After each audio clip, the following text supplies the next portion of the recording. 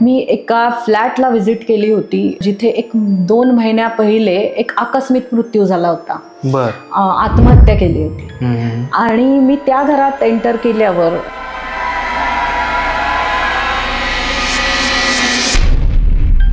जरी तुमच्या हिंदी पिक्चरमध्ये किंवा इंग्लिश फिल्म्समध्ये दाखवतात तशा अगदी प्रतिकृती घरात दिसत नसल्या तरी बाधित वास्तू, शापित वास्तू ही संकल्पना निश्चितच आहे. विक्षेप देवता जेव्हा हायपर एक्साइट होतात तेव्हा त्या घरात राहणाऱ्या लोकांना बाधित आणि शापित असे अनुभव येऊ लागतात. तिथे हायपर ॲक्टिवेट होतात तेव्हा घरातल्या स्त्रियांमध्ये बाधा दिसून येते. हॅल्युसिनेशन्स होतात, त्यांना वेगवेगळे भास होतात, हॉर्मोनल सायकल्स पूर्ण बिघडतात. अशा वेळेला सावल्या दिसू शकतात, कोणाच्या चालण्याचे आवाज येऊ शकतात, काही चुकीचे स्पंदनं जाणवू शकतात. वास्तू हे ऊर्जा, दिशा, तत्व, ग्रह आणि देवता या पंचसूत्रीवर चालतं. ह्यात 5 पैकी 3 पेक्षा जास्त याच्यात फॉल्ट आहे तेव्हा त्या घर बाधित आणि शापित वास्तूसारखं ऍक्ट करायला लागतं. राहणाऱ्या लोकांना तसे अनुभव यायला लागतात. अशा घरांमध्ये वृद्ध जे आहेत ते सुखाने, आनंदाने, समाधानाने मरू शकत नाही. अच्छा. आणि तरुण जे आहे ते सुखाने जगू शकत नाही. विक्षेप देवतांचं बळ इतकं असतं की त्या निगेटिव्हिटीला तुम्ही कंट्रोल करू शकत नाही. याचं निवारण होऊ शकतं का? ह्याचं निवारण करायला जो वास्तुशास्त्र जाणणारा व्यक्ती आहे त्याचा आध्यात्मिक बेस अतिशय पॉवरफुल लागतो. जिथे बाधा आहे तिथे कमकुवत व्यक्तीने तो इलाज करून उपयोग नाही. किंवा याला प्रमाण काय? म्हणजे तुम्ही वास्तुशास्त्र म्हणताय, वास्तुशास्त्र काही लोक म्हणतात ते फेक आहे, फक्त पैसे उकळण्याचं एक साधन आहे. 0 खर्चात 100% रिझल्ट देणारी रेमेडी मी तुम्हाला सांगते.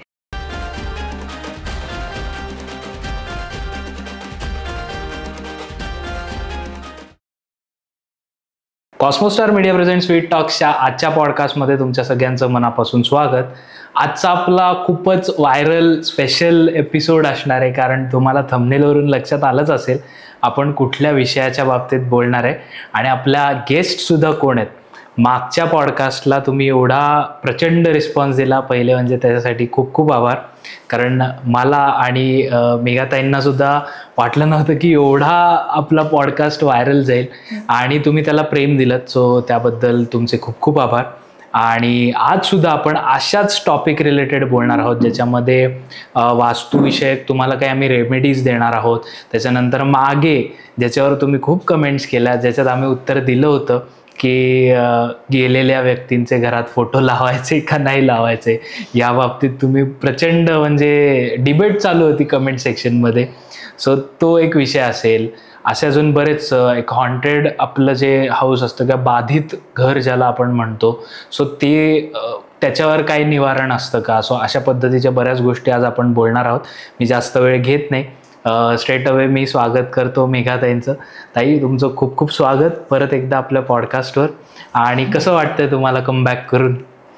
मला खूप छान वाटतंय. मला सगळ्या सबस्क्रायबर्सला थँक्यू म्हणायचं आहे. तुमचे खूप खूप आभार की तुम्ही तुमचा वेळात वेळ काढून 1 तास काढून माझा पॉडकास्ट पाहिला, त्याला रेकग्नाइज केलं आणि वास्तुशास्त्रावर विश्वास ठेवला. सो त्यामुळे आजचा आपण पॉडकास्ट सुरू करूयात. ताई, तुमची अनुमती असेल तर चालू करूयात आजचा पॉडकास्ट. आणि मी फक्त आपल्या प्रेक्षकांना सांगेन की अजून तुम्ही चॅनलला सबस्क्राईब केलं नसेल तर प्लीज सबस्क्राईब करा, म्हणजे जर कोणी वास्तू रिलेटेड यूट्यूबला सर्च केलं तर आपला पॉडकास्ट सगळ्यात आधी दिसेल. आणि सबस्क्राईब केल्यानंतर बेल आयकॉन जो आहे बाजूचा तो पण प्रेस करा, म्हणजे आम्ही ज्यावेळी पॉडकास्ट अपलोड करू तुम्हाला त्याचं नोटिफिकेशन येईल. तर ताई, चालू करूयात आजचा पॉडकास्ट. आणि जे आज तुम्हाला पहिल्यांदा पाहतायत पॉडकास्ट, ज्यांनी कदाचित काही कारणांमुळे मागचं बघितलं नसेल पॉडकास्ट, आपण लिंक देऊ मागच्या पॉडकास्टची, म्हणजे ते जुळून येईल. पार्ट 1 पार्ट 2 असं. येस, डिस्क्रिप्शनमध्ये लिंक असेलच. सो पहिला पार्ट तुम्ही बघा. पण जे आत्ता पहिल्यांदा पाहतायत त्यांना थोडीशी तुमची ओळख करून द्या. नमस्कार, मी मेघा आडबे. मी वास्तुशास्त्र कन्सल्टंट आहे. मी ॲस्ट्रो वास्तू कन्सल्टंट पण आहे. मी रेकी ग्रँड मास्टर आहे आणि मी आकाशिक रीडर पण आहे. पण हे सगळं जरी मी करत असले तरी माझा मुख्य विषय हा वास्तुशास्त्र आहे. मी अनेक घरांचं वास्तुशास्त्र केलं आहे, मी कमर्शियल्सचं वास्तुशास्त्र केलं आहे, ज्याच्यामध्ये हॉटेल्स आहे, इंडस्ट्रीज आहे, मॅन्युफॅक्चरिंग युनिट्स आहे. आणि मी पुण्यात, मुंबईत आणि त्याचप्रमाणे नागपूरमध्ये माझे क्लायंट आहे आणि भारताबाहेरही माझे भरपूर क्लायंट आहे. तिथे मी ऑनलाईन पद्धतीने काम करते आणि हे करत असताना ट्रू नॉर्थ घ्यायला गुगल अर्थ प्रोचा वापर करते. ओके, वा. तर सुरुवातच मला आता ह्यानी करावीशी वाटेल ताई, जो आपला मागचा ट्रेंडिंग टॉपिक होता की आपल्या गेलेल्या लोकांचे फोटोज घरी लावले पाहिजेत की नाही लावले पाहिजेत, हे आपण त्यात एंडला सांगितलं होतं, पण सगळ्यांनी पूर्ण पॉडकास्ट पाहिला नाही. सो प्लीज आम्हाला त्याच्यावर गाईड करा. आता मृतात्म्यांचे फोटो म्हणजे पूर्वजांचे फोटो घरात लावू नका हे मी कुठेही म्हटलेलं नाहीये. प्रत्येकाच्या भावना आपल्या पूर्वजांशी जोडलेल्या असतात. मी फक्त एवढं म्हटलंय की तुम्ही ते योग्य ठिकाणी लावा घरामध्ये, म्हणजे त्यांचे आशीर्वाद मिळतील. तर थोडक्यात जे मृत झाले आहे, जे अँसिस्टर्स आहेत ते दक्षिणमुखी असावे, म्हणजे त्यांचे फोटो तुम्हाला दक्षिणमुखी लावायचे. ते फोटो तुम्हाला भिंतीवर टांगून ठेवायचे नाहीये, तर तुम्ही तिथे खाली एखादा शेल्फ ग्लासचा घेऊ शकता. प्रॉपर फोटोला मागून एक स्टँड असायला हवा, त्याला हार घातलेला असायला हवा आणि अशा पद्धतीने ते दक्षिणमुखी तुम्ही फोटो ठेवू शकता. ओके. बऱ्याच लोकांनी म्हटलंय की तुम्हाला पूर्वजांची संपत्ती वापरलेली चालते, प्रॉपर्टीत हिस्सा लागतो, पण फोटो का नको. तर यात मी आवर्जून सांगेल की फोटो नको हे मी कधीच म्हणणार नाही. ह्या आधीच्या पॉडकास्टमध्येही म्हटलेलं नाही आहे. आणि आज आपण त्याच्याशी संबंधितच गेलेल्या व्यक्तींची एक श्राद्ध हा विषय किंवा आपले पितर आणि वास्तू याचा जो संबंध आहे त्याविषयी पण मी तुम्हाला काही माहिती देईन. नक्कीच. आणि मला आत्ताच्याच क्वेश्चनला कनेक्ट करून विचारावं वाटेल की कधी कधी असं होतं, बहुतांश लोक करत नाहीत पण बऱ्यापैकी लोक असे करू शकतात की एखादी व्यक्ती समजा गेली तर त्याचे जे कपडे असतात किंवा बाकी गोष्टी असतात तर त्या काही काळानंतर वापरायला घेतात लोक, किंवा कधी कधी असा समज असतो की अच्छा ते धुवून वापरले तर चालतात. तर ह्याविषयी थोडं आम्हाला सांगा. कसं आहे की प्रत्येक जो व्यक्ती मृतात्मा होतो असं शास्त्र असं म्हणतं की त्याची कुठलीच वस्तू जी आहे ती आठवण म्हणून तुम्ही घरात ठेवू नका. हा, म्हणजे इथपर्यंत सांगितलंय की बेड सुद्धा, शय्यादान हे सुद्धा आपल्या शास्त्रात सांगितलेलं आहे. तर मग अशा वेळी त्यांनी वापरलेले कपडे असो, छत्री, चष्मा, त्याच्या लहान लहान गोष्टी, जोडे, हे सगळं काहीही न वापरता तुम्ही डिस्कार्ड करा. म्हणजे काय, तर तुम्ही अग्नीला समर्पित करा हे म्हटलंय. पण पुन्हा इथे काही लोकांचे त्याबाबत मतभेद असू शकतात की जे अंडर प्रिव्हिलेज आहे, जे गरीब आहे आणि त्या चांगल्या गोष्टी त्यांना देऊ नये का. तर तो तुमचा कॉल आहे. शास्त्र काय सांगते ते मी सांगितलं, पण तुम्ही तुमची इच्छा असेल तर वृद्धाश्रम आहेत, अनाथाश्रम आहेत, तिथे तुम्ही जरूर दान करू शकता तुमच्या पूर्वजांच्या नावाने. त्यामुळे पण शक्यतोवर प्रत्येक जी मृत व्यक्ती असते तिची त्या गोष्टींमध्ये वासना असते. बरोबर आहे. तर शक्यतोवर जे लोक त्यांच्याशी संबंधित आहेत त्यांनी त्यांचे ते साडी, कपडे, इतर गोष्टी ह्या वापरू पण नये आणि खूप आठवण म्हणून प्रिझर्व करून पण ठेवू नये. ओके. पुन्हा इथे प्रश्न येईल की संपत्ती कशी चालते मग. पण आपण ह्या सगळ्या गोष्टींना जेव्हा खूप असं धरून ठेवतो ना, तेव्हा त्या मृतात्म्याचा पुढचा प्रवास तितकाच कठीण होत असतो. म्हणून तुम्ही त्या वस्तू डिस्कार्ड करा किंवा डोनेट करा. माझं डोनेशनला ना नाही आहे, पण शास्त्र म्हणतं अग्नीला समर्पित करा. तर तो तुमचा कॉल आहे की तुम्ही दोनपैकी एक काहीही करू शकता. बर. पण मग आता समजा ते जर डोनेट केलं तर त्यांनी काही समोरच्याला काही प्रॉब्लेम होत नाही. असं म्हणतात की कपड्यांमध्ये सगळ्यात जास्त ऊर्जा असते, तर तुम्ही थोडे पेन्स घेऊन ते कपडे प्रॉपर 2-3 वेळा धुवून प्रेस करून अगदी चांगल्या रीतीने जर दिले तर ती एनर्जी तितकीशी प्रभावी राहणार नाही. आणि ज्या लोकांना डोनेट करत आहेत त्यांचा आणि त्या गेलेल्या व्यक्तीचा संबंध नाही आहे. करेक्ट. त्यांच्या कनेक्शन काहीही नव्हतं. ती ऊर्जा तिथे काही हे करणार नाही, तर ते तुम्ही करू शकता. बर. आणि आता विषय निघालाच आहे तर मी पहिल्यांदाच ते विचारतो की मग श्राद्ध करताना सुद्धा बऱ्याच लोकांचे गैरसमज असतात की काही जण म्हणतात की नाही, आम्ही श्राद्ध नाही करणार, आम्ही काहीतरी डोनेट करतो, तेच आमच्यासाठी श्राद्ध आहे. सो ती गोष्ट तर एक रिस्पेक्ट त्याला आपण देतोच, पण वास्तूप्रमाणे किंवा मग ह्या गोष्टींप्रमाणे याला किती महत्व आहे? वास्तुशास्त्रामध्ये पण जो घराचा संबंध आहे तो पितरांशी जोडलेला आहे. नैऋत्येमध्ये पितरांचं स्थान आहे आणि वास्तूमधली जी मुख्य देवता आहे, जिने आपल्या वास्तुशास्त्राचा म्हणजे वास्तुपुरुष मंडळाचा मोठा भाग व्यापला आहे, ती आहे आर्यमा. ती श्राद्धाची प्रमुख देवता आहे. जेव्हा आर्यमा चांगली असेल तेव्हा क्लॉकवाईज पद्धतीने, जे आपण मागच्याही पॉडकास्टमध्ये बोललो की मंडलाकार ऊर्जा, क्लॉकवाईज एनर्जी ती विवस्वान या दक्षिणेतल्या देवतेला देते आणि तिथून ती शुभ ऊर्जा नैऋत्येत पितृस्थानात जाते, जिथे पितर आहे. तर मी म्हणेन की तुम्ही देवस्थानांना डोनेशन आहे, अनाथाश्रम, वृद्धाश्रम, तुम्ही केपेबल आहात तर तुम्ही डोनेशन जरूर करा, माझी ना नाही. पण तुम्ही तुमच्या पूर्वजांसाठी तो एक दिवस काढून श्राद्धाचे विधी हे आवर्जून केले पाहिजे. कारण आपल्या आयुष्यात आपण प्रत्येक लहान मोठ्या गोष्टींना वेळ काढतो. Mother's day, father's day, birthday, rose day, अनेक डे साजरे करतो. तर जे शास्त्रसंमत आहे ते का नाही करायचं? तिथे मग तुम्ही ती पळवाट का काढता की आम्ही डोनेशन दिलंय, आम्ही देणग्या दिल्या मंदिरांना? तर ते चालणार नाही. त्यावेळेला पुन्हा 2 ब्राह्मण गुरुजी घरी येतील, त्यापैकी एक देवासाठी म्हणजे एक गण देवाचा, एक तुमच्या पितरांचा गण असेल आणि सत्य वसुदेव अशा त्या श्राद्धच्या देवता आहेत. जो काही तो विधी करतात त्यावेळेला आणि आवाहन करतात, तुमच्या गोत्राचा उच्चार केला जातो, तुमच्या पूर्वजांच्या नावाचा उच्चार केला जातो. आजोबा, पणजोबा, आज किती घरातल्या लहान मुलांना आपल्या आजोबा, पणजोबा, खापर पणजोबा यांची नावं माहिती आहे. मग तिथे पण ते सूत्र येतं ना की त्यांची प्रॉपर्टी चालते, पण श्राद्ध करायला मला वेळ नाही, मी बिझी आहे. हे पण आणि असं नाही आहे की पितृ 15 तुम्ही श्राद्ध करू शकता. महालया आरंभ असं लिहिलं असतं, बरोबर आहे. पितृ 15 सुरू होतो तेव्हा एक विशिष्ट तिथीला श्राद्ध केलं जातं. म्हणजे काळाच्या गतीत ती व्यक्ती जेव्हा मृतात्मा झाली, ज्या तिथीला मृतात्मा झाली, पितृ 15 त्या व्यक्तीला, त्या तिथीला धरून तुम्ही तिचं श्राद्ध करता त्या व्यक्तीचं. तर महालया आरंभ हे लिहिलं आहे म्हणजे जेव्हा सूर्याचा प्रवेश कन्या राशीत होतो. तुम्हाला तिथीला जर करणं शक्य झालं तर अतिउत्तम, नाही झालं तर सर्व पितृ अमावस्येला करा. तेही नाही झालं तर तुळशीच्या लग्नापर्यंत तुम्ही श्राद्ध करू शकता, जेव्हा सूर्य वृश्चिकेत प्रवेश करतो. महालय तोपर्यंत असतं, तर तितका वेळ तर काढू शकता तुम्ही. दुसरी गोष्ट, श्राद्धात अगदी सगळे सोपस्कार करून, पिंडदान करून, जसं मी म्हटलं गुरुजींना बोलवून तुम्हाला शक्य नाही झालंय, तर हे पण सांगितलंय की तुम्ही दह्यानी, नुसत्या भातानी, पाण्याने श्राद्ध करू शकता. तर मला नाही वाटत की आज गरीबातल्या गरीब माणसाची पण ही कुवत नाहीये की ज्याला पाण्याने श्राद्ध करायची वेळ.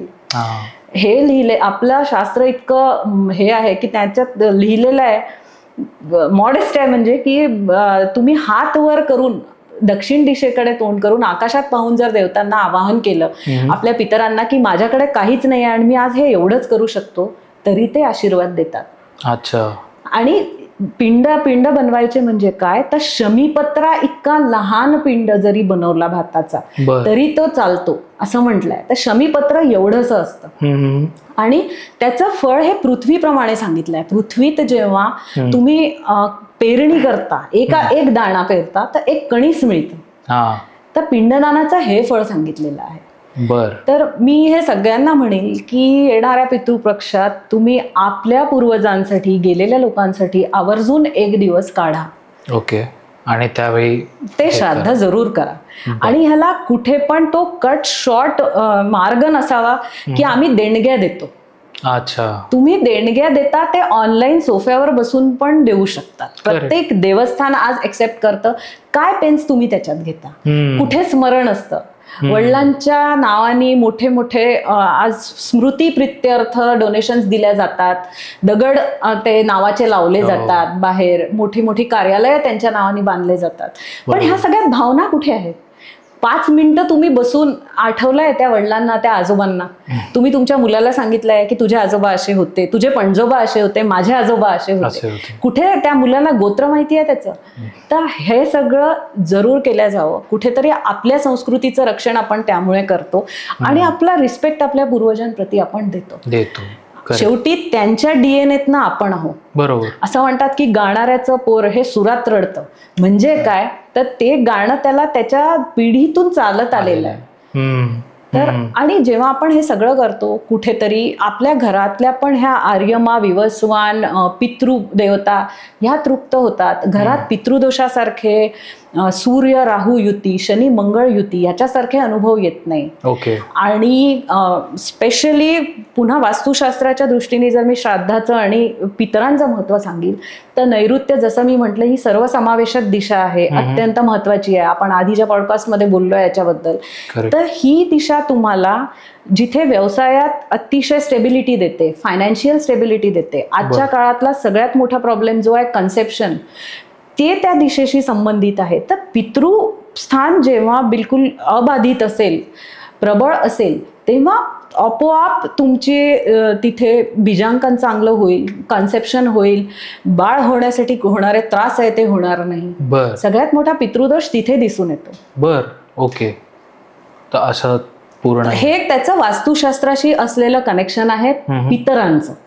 आणि हा श्राद्ध हा त्या पितरांशी रिलेटेड टॉपिक आहे. ओके. अशा घरातले मुलं लवकर सेटल होतील, त्यांचे वेळीच लग्न होतील, त्यांना कुठलेही अशा अनैसर्गिक गोष्टी, रोग असा होणार नाही. तुमची संतती जितकी खुश आहे हे कशावरनं कळतं की आनंदी आहे की तुमच्या पितरांचा तुम्हाला किती आशीर्वाद आहे. अच्छा. काही काही घरांमध्ये 25वी पर्यंत मुलं अतिशय उत्तम रीतीने सेटल झालेले असतात. जे त्या वडिलांना त्या मुलाकडे पाहून अतिशय आनंद होतो.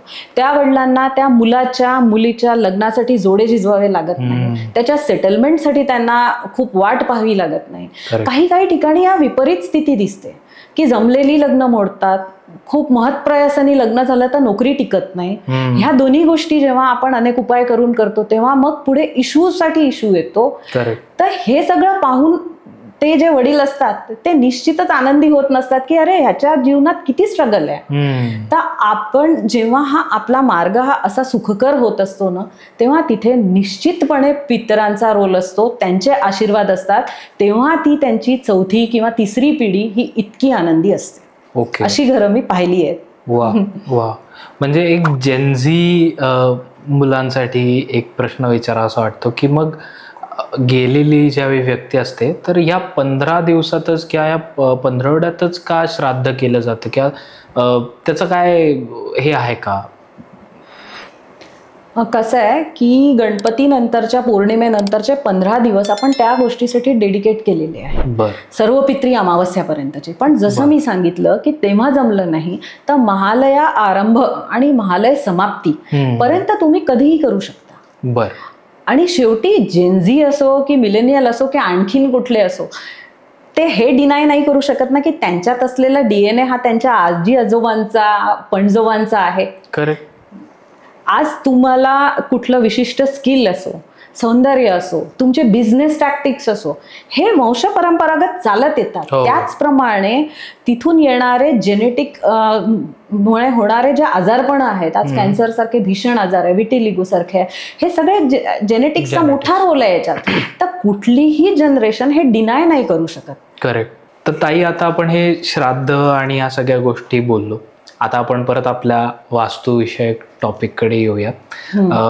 आता बरेच मागचा पॉडकास्ट बघून लोकांनी कमेंट केल्या की आम्ही मुंबईसारख्या ठिकाणी राहतो किंवा मग आम्ही कुठेही महाराष्ट्रात, भारतात किंवा परदेशात असतील, कधी कधी जागा खूप लहान असते, गाळा खूप लहान असतो, म्हणजे लिटरली 1 रूम किचन सारखी स्पेस असते. तर मग अशा ठिकाणी वास्तू कसं काय काम करतं किंवा वास्तुशास्त्र कसं काम करतं? अशा ठिकाणी पण वास्तुशास्त्र काम करतं. जिथे 4 भिंती आहे, एक छत आहे, एक ब्रह्मस्थान आहे, तिथे एनर्जी फील्ड्स म्हणजे वास्तुपुरुष मंडळातील देवता स्थापित होतात आणि तिथे दिशांचे सगळे नियम लागू होतात. आता मुंबईमध्ये अत्यंत लहान घरं आहेत, छोटे गाळे आहेत, तर 1 रूमच घेऊ आपण. जर कोणाचं एका रूमचं घर असेल तर तुम्ही किमान इतकं करू शकता की त्या रूममध्ये साधारणतः पूर्व दिशेला, ईस्ट ऍक्सिसवर तुम्ही देवघर ठेवू शकता. इथे मी सांगेल देवघर टांगून ठेवू नका वगैरे, हे गैरसमज आहे. तुम्हाला जागेचा अभाव आहे, तुम्ही खाली ठेवू शकत नाही, तुम्ही भिंतीवर ठेवू शकता. त्यानंतर तुम्ही सिटिंग अरेंजमेंट आणि फेसिंग असं करू शकता की तुम्ही ईस्ट किंवा नॉर्थला फेसिंग करून बसत आहे. ओके. बेड, कपाट आणि ह्या सगळ्या ज्या अतिशय जड वस्तू आहे त्या आग्नेयापासून दक्षिण, नैऋत्य, पश्चिम या विभागात ठेवू शकता. आणि झोपताना डोकं आपण नेहमी दक्षिणेला करून झोपलं पाहिजे. ही इतकी काळजी एक 300 स्क्वेअर फूट जागा असणाऱ्या 1 रूम मध्ये राहणारा व्यक्ती पण घेऊ शकतो. चाळीत राहणारा व्यक्ती पण घेऊ शकतो. बरोबर. तर वास्तुशास्त्र कुठेही आपण अप्लाय करू शकतो. ओके. त्याच्यानंतर महत्वाचा मुद्दा येतो घरांना किंवा गाळाला लागून, तो म्हणजे टॉयलेट. तर मग वास्तुशास्त्राप्रमाणे टॉयलेट कुठे असावं आणि युजली म्हणतात की ईशान्य दिशेला असावं किंवा असू नये, तर त्याविषयीच्या काय गोष्टी आहेत? पूर्व आणि उत्तर या जैविक आणि प्राणिक ऊर्जेच्या अतिशय पवित्र अशा सोर्स डायरेक्शन्स आहेत. तिथे वास्तुपुरुष मंडळातल्या सगळ्या ज्या आहे त्या पवित्र देवता तिथे बसलेल्या आहेत.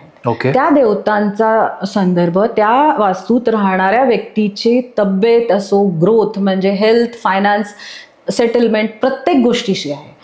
आणि जेव्हा उत्तरेला टॉयलेट येतं तेव्हा ते जलतत्वाच्या दिशेत प्रदूषित जल दाखवतं. आग्नेयेला येतं तेव्हा प्रदूषित अग्नी दाखवतं. पूर्वेत पण अग्नी ज्योती स्वरूप आहे, तिथे पण टॉयलेट नको. तर जेव्हा तुमच्या घरात ईशान्य, उत्तर आणि पूर्वेला टॉयलेट असेल तर माझा पहिला आग्रह राहील ते काढून टाका कमोड. पण पॉसिबल नाही आहे. पुन्हा तुम्ही जसं बोलले की कंपल्सरी तिथे एक आम्हाला ठेवणं गरजेचं आहे, तर ते ट्रीट करणं गरजेचं आहे. ट्रीट आपण धातूंनी करतो, जेमस्टोन्सनी करतो, पण जेव्हा उत्तर ईशान्येतल्या पूर्वेतल्या टॉयलेटची रेमेडी करतो तेव्हा मी इथे आवर्जून सांगेल की 100% त्याचे रिझल्ट मिळत नाही. त्याची तीव्रता कमी होते त्या दोषांची, पण काही प्रमाणात खाटखूट कुठेतरी होत राहतं. आणि आपल्या शास्त्रात म्हटलंय पूर्वे प्लवे भवेत लक्ष्मी. म्हणजे काय, तर पूर्व दिशेत दोष नसतील तर ते घर लक्ष्मीकारक असतं. म्हणजे काय, लक्ष्मी चालून येते का, तर असं नाही. पूर्वे प्लवे भवे लक्ष्मीचा अर्थ असा आहे की पूर्वेतले जे देवतावृंद आहे त्यामध्ये महेंद्र आहे, सूर्य आहे आणि आदित्य स्वरूप आहे. तर ज्या वेळेला हे देवता दोषरहित असतात त्यावेळेला तिथे धी, धृती आणि स्मृती ह्याचा वास असतो. तर धी म्हणजे काय, तुमची बुद्धिमत्ता. धृती म्हणजे काय, तर साहस. आणि स्मृती म्हणजे काय, हू एम आय हे माहिती असणं, what am I capable of ह्याची जाण असणं. तर ज्या घरातल्या लोकांना, पुरुषांना, मुलांना ही जाण असेल ते निश्चित ते केपेबल असतील त्या लक्ष्मीला ओढून आणायला, त्या घरात स्थिर लक्ष्मी असायला. की तुमची बुद्धी शाबूत आहे. साहसे श्री वसती असं म्हटलंय. म्हणजे तुमच्यात इतकं साहस आहे, इतकी रिस्क टेकिंग ॲबिलिटी आहे की तुम्ही उत्तम व्यावसायिक होऊ शकता. कुठल्याही व्यवसायात आज रिस्क सगळ्यात महत्वाची असते. आणि ती घ्यायची की नाही, किती पाय पसरायचे, आपलं पांघरूण कितपर्यंत आहे, आपली एबिलिटी काय आहे हे माहीत असणे, ती स्मृती, हे सगळं पूर्वे दिशेशी संबंधित आहे. आणि आपला पुढचा जो आपण बोलणार आहोत ज्या विषयावर, बाधा, तिथेही या पूर्वेचा अत्यंत महत्वाचा रोल आहे. की ज्या घरात मध्ये पूर्व दिशेतनं प्रकाश येतो, सूर्याची स्पंदनं येतात, तिथे बाधा असू शकत नाही. जिथे प्रकाश आहे तिथे अंधार नसतो. तर हे पण एक सूत्र आहे वास्तूतलं, पूर्वे प्लवे भवेत लक्ष्मी, पश्चिमे कलहम कुर्यात. जिथे पूर्वेला लक्ष्मी आहे तिथे पश्चिमेत जर भेद असेल, प्रांगण असेल, टेरेस असतील, ओपन टू स्काय टेरेस असेल, जास्त साईट मार्जिन असेल, तर तिथे कलह सांगितलं आहे. म्हणजे प्रत्येक गोष्टीत भांडणं आणि डिसएग्रीमेंट. ते आपल्या काळपुरुषाच्या कुंडलीत 7th हाऊस आहे. 7th हाऊस लग्न, पार्टनरशिप ह्याचा आहे. तर तिथे कलहाचा संबंध अत्यंत जवळचा येतो. आणि म्हणजे थोडक्यात लक्ष्मी म्हणल्यापेक्षा आपण अपॉर्च्युनिटीज म्हणत, अपॉर्च्युनिटीज आपल्याला उत्तरेतनं मिळतात. अच्छा. उत्तर ही चंद्राची आणि लेफ्ट ब्रेथची, जे आपण स्वरविज्ञानाबद्दल बोललो, तर आपल्या पूर्ण घरावर इडा आणि पिंगला नाडी ह्यांचा प्रभाव असतो. राईट ब्रेथ जी आहे, जी अतिशय क्रूर आहे, कठीण आहे, जिचा आग्नेय दक्षिण नैऋत्य पश्चिमेला जी असते, जी विक्षेप क्रिएट करायला, म्हणजे बाधित घर ज्याच्यामुळे आपण म्हणतो, त्याला रिस्पॉन्सिबल असते. आणि इडा नाडी जी आहे, जी अतिशय सुखकारक आहे, जी हेल्दी आहे आणि सात्विक स्पंदन जिचे आहेत ते ऍक्टिव्हेट करते. तर आपल्याला ज्या ऑपॉर्च्युनिटीज येतात ती उत्तर दिशा आहे, तिथून येतात. म्हणजे उत्तर ऍक्टिव्हेट असली तर तुम्हाला ऑपॉर्च्युनिटीज मध्ये कधीही कमतरता भासणार नाही. जी लक्ष्मी येईल ती टिकेल, योग्य ठिकाणी इन्व्हेस्टमेंट होईल. ओके, अशा सगळ्या गोष्टी होतात. तर हे प्लव सूत्र आहे. प्लव म्हणजे काय संस्कृतमध्ये? स्लोप ज्याला आहे त्याला प्लव म्हणतात. तर उत्तर दिशेला स्लोप सांगितला आहे, पूर्व दिशेला स्लोप आणि ओपननेस सांगितला आहे. तर या दिशा नेहमी इथे मोठमोठ्या खिडक्या असाव्या, अंगण असावं, जास्त साईट मार्जिन असावी, ह्या गोष्टी असणं इथे गरजेचं आहे. आता आपण टॉयलेट्स रिलेटेड बोललो, ओव्हरऑल छोट्या गाळ्याविषयी बोललो, त्याच्यानंतर विषय येतो तो म्हणजे एंट्रन्सचा. आणि आता बरेच जे आपण रील्स वगैरे बघतो, त्यात असं म्हणलं जातं की शू रॅक बाहेर ठेवू नये. तर ह्याविषयी काय वास्तुशास्त्र सांगतं? फ्लॅट संस्कृतीमध्ये वास्तुशास्त्र बदलतं. त्यामुळे शू रॅक ही घराबाहेर असणं हे सगळ्यात चांगलं आहे. घरात तुम्ही शू रॅक आत ठेवू नका. तुम्ही जे इतकं अफाट इंटिरियर करता त्यात कुठेतरी थोडी जागा बाहेर असू द्या. पण काही फ्लॅट स्कीम्स मध्ये हे अलाउ करत नाही पॅसेज मध्ये शू रॅक ठेवणं. त्यावेळेला पर्याय नसतो आत ठेवण्याशिवाय, तेव्हा तुम्हाला रेमेडी करावी लागते. मग एक थोडक्यात सांगू शकता काय करावं लागतं यासाठी? पूर्व ईशान्य दिशेचा एंट्रन्स असेल तर बाहेर शू रॅक ठेवा. लॉबीमध्ये जेव्हा आमच्याकडनं लोक सल्ला घेतात तेव्हा म्हणतात, मॅडम आमचा एंट्रन्स आलाय पूर्वेतनं, ईशान्येतनं, तर लॉबीत खूप सुंदर वॉलपेपर्स देवतांचे लावतात आणि इंच जागेत त्यांना स्टोरेज करायचं असतं. तेव्हा खाली तिथे मग अगदी न लागणाऱ्या वस्तू, रद्दी आणि एक्स्ट्रा शूज ठेवतात. तर ते चुकीचं आहे. मोजके वापरातले तुम्ही 4 शूज तिथे ठेवले तर काही दोष नाहीये. पण तुम्ही म्हणाल माझे स्पोर्ट्स शूज पण राहतील, पार्टीवेअर पण राहतील, म्हणजे घरात 4 लोक, त्यांचे एक 45-50 जोड, हे जर स्वरूप असेल तिथे तर ते चालणार नाही.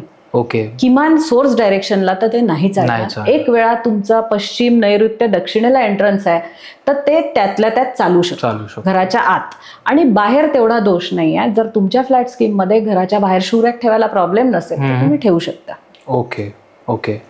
त्याच्यानंतर मुद्दा हा येतो आजकालच्या सगळ्या आपण गोष्टी पाहता. आता पावसाळ्याचा आपण बघतोय रेड अलर्ट्स आहे, त्यामुळे वर्क फ्रॉम होम दिला जातो प्रत्येक एम्प्लॉयला. तर मग अशी कुठली दिशा आहे का की जिथे आपण बसून काम करू शकतो, ज्याने अपॉर्च्युनिटीज जसं तुम्ही सांगितलं येऊ शकतात, प्लस मनी पण अट्रॅक्ट करू शकतो आणि स्ट्रेस पण नाही येऊ शकत? तुम्हाला वर्क फ्रॉम होम करताना कम्फर्टेबल जागेवर जरी बसायचं असलं तरी बेडवर बसायचं नाहीये. दुसरी गोष्ट, तुमच्या मागे भिंत असायला पाहिजे.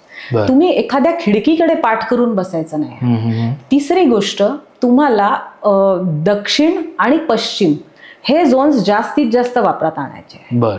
म्हणजे तुम्ही अगदी जागा नसेल तर आग्नेयेत बसू शकता, फेसिंग नॉर्थ. तुम्ही दक्षिणेला बसू शकता, आयडियल डायरेक्शन.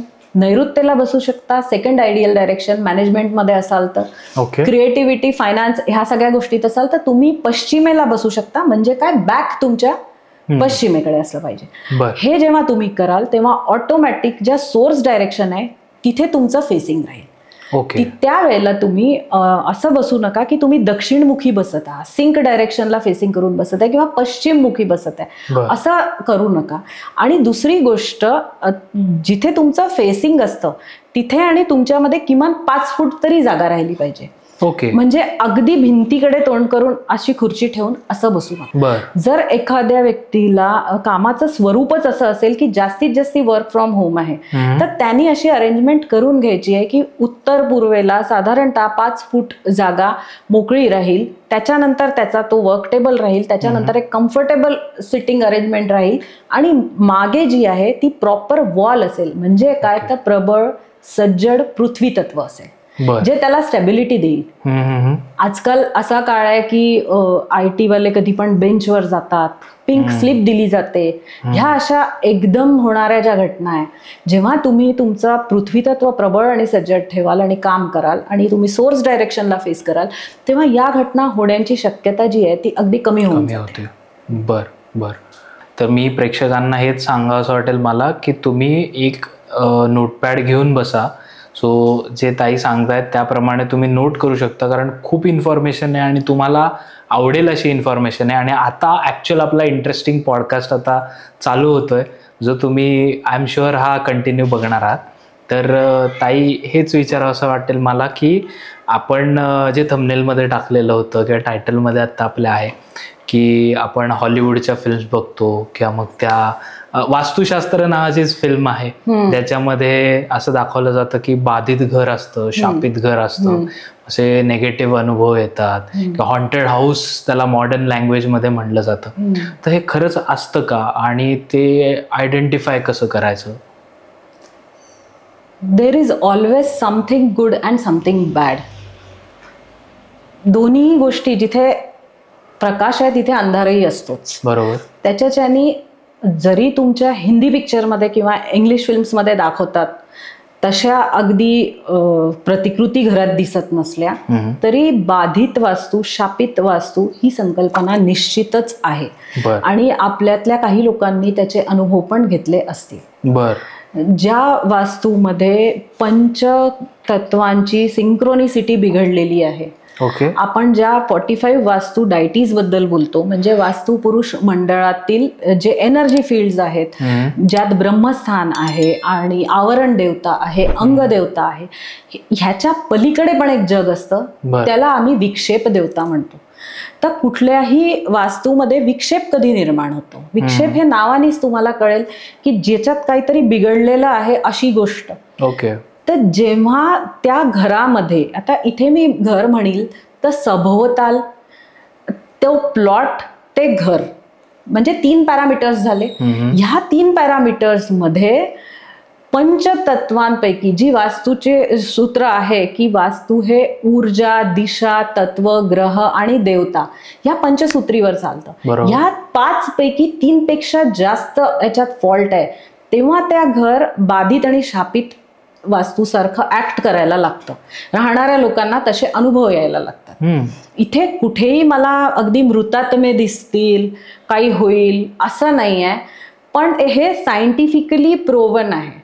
आणि तुम्ही बघाल तर भारतापेक्षा भारताबाहेरच हॉन्टेड हाऊसेसची चर्चा जास्त आहे, याच्याबद्दल बोलल्या गेलेलं आहे, पॅरानॉर्मल ऍक्टिव्हिटीज बद्दल बोलल्या गेलेलं आहे. आणि जसं मी म्हटलं की जिथे प्रकाश आहे तिथे अंधार नसणार आहे, जिथे रवी आहे, सूर्य आहे, तिथे शनी राहू नसणार आहे. ज्या मूवीचा उल्लेख तुम्ही केला वास्तुशास्त्र, त्यात एक पडीक भग्नावस्थेतलं घर दाखवलेलं आहे, त्याच्या समोर मोठा वृक्ष दाखवलेला आहे. तर वृक्षवास्तूमध्ये आम्ही सांगतो की ज्यांचे स्वतःचे मोठमोठे इंडिपेंडेंट बंगलोज आहे किंवा शेतात घर आहे, फार्म हाऊस आहे, तर तिथे वृक्ष कुठे लावायचे? तर नेहमीच जर दक्षिणेचा तुम्ही बोलाल, दक्षिण बाजूला, तर औदुंबर हा कायम कितीही पवित्र असला तरी दक्षिण नैऋत्येलाच असला पाहिजे. पश्चिमेला पिंपळ असला पाहिजे. तो पिंपळ पूर्वेला येऊन चालत नाही, कारण एनर्जी फ्लो पूर्ण बिघडतो. आग्नेय दिशेमध्ये आंब्याचं झाड असलं पाहिजे. तर इथे हॉन्टेड हाऊस मध्ये सांगायचा अर्थ असा, याचा उल्लेख करायची मला गरज याच्यासाठी वाटली की तिथे असा मोठा वृक्ष चुकीच्या दिशेत असतो.